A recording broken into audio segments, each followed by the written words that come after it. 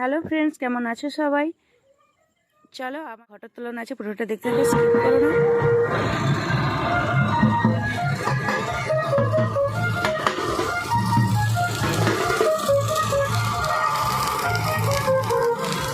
চারিদিকে গ্রামের চারিদিকে ঘুরে এখন পুরো মণ্ডপের কাছে চলে এসেছি। আর এসেই দেখো এখানে আমি আগে এসে বসে পড়েছি। আর এইখানে অনেক নাচ, মানে বেশ আনন্দও হয়েছে, বেশ মজা হয়েছে। এখানে এসে সবাই খেতে বসে গেছে, আমরাও খেয়ে দিয়ে এখন বাড়ি যাব। গুড নাইট সবাই। সকালে উঠেই রান্নাঘরে চলে এসেছি। এখন রান্নার কাছে এসে আজকে সকালে রান্না হবে পনিরের তরকারি। তো সকালে উঠে আগে পনিরটাকে ভিজিয়ে দিলাম।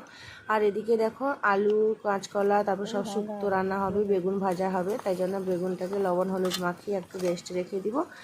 আর ততক্ষণ এদিকে রান্নাগুলো হবে। আর আজকে মন্দিরে যেহেতু যাব অঞ্জলি দিতে, তাই জন্য রান্নাগুলো প্রায় হয়ে গেছে, একদম কমপ্লিট। দেখো আমের চাটনি, বড়ি ভাজা, পনিরের তরকারি, শুক্তো, শাকের চচ্চড়ি, বেগুন ভাজা, সিম ভাজা, তো সবগুলো রান্না হয়ে গেছে। এখন খাওয়া দাওয়া করে মানে আমরা তো খাবো না, এবার সবাইকে খেতে দিতে দিয়ে এখন আমরা যাব।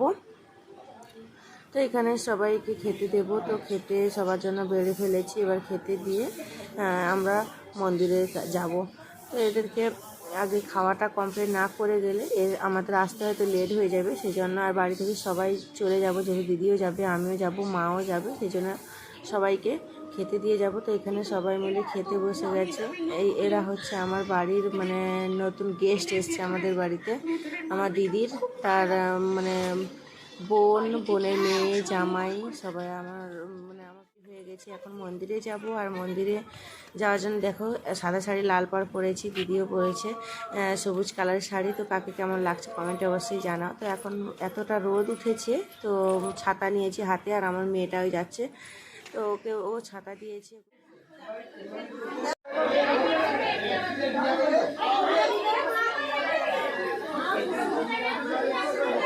দেখো